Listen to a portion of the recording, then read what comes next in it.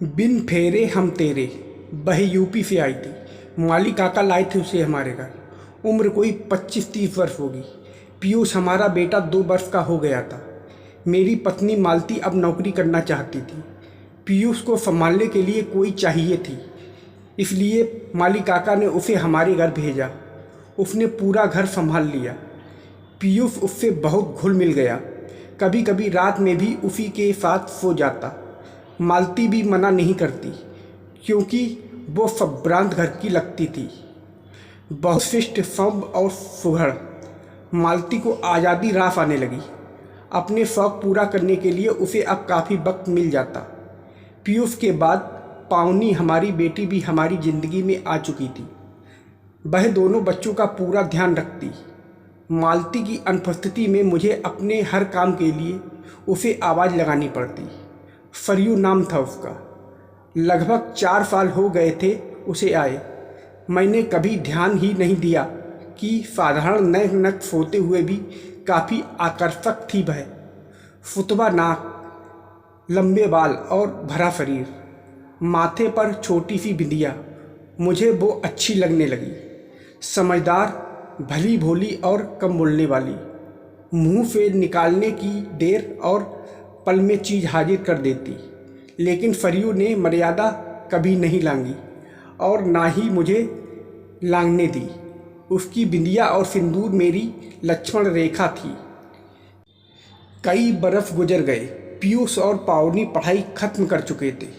पिछले 12 साल से सरयू साल में सिर्फ एक बार घर जाती थी, हफ्ता 10 दिन के लिए।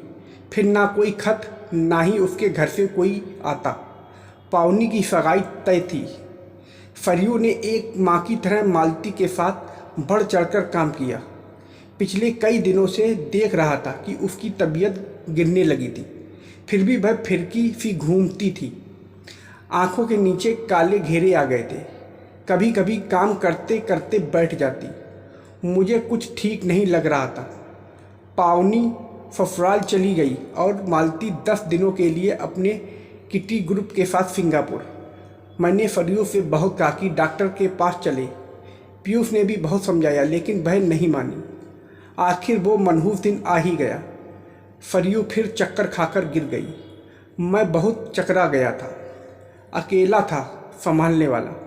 पीयूष भी किसी दोस्त के यहाँ गया था। पल भर में सब खत्म।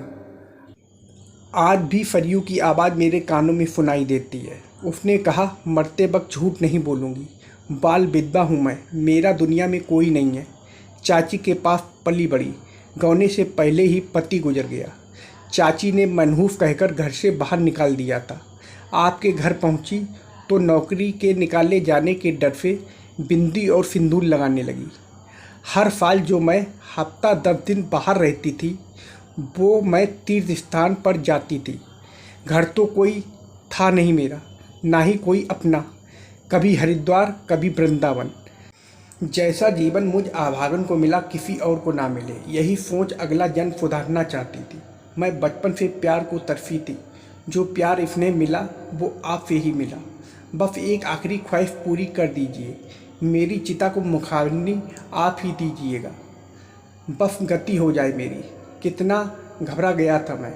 डॉक्टर को बुलाने के लिए उठा तो सरयू ने हाथ पकड़ लिया और मना कर दिया। मैंने उसके सिर पर हाथ रखकर उसे आश्वासन दिया कि उसे कुछ नहीं होगा। उसकी भरी हुई मांग से सिंदूर मेरी उंगलियों पर लग गया। उसके चेहरे पर खुशी फैल गई।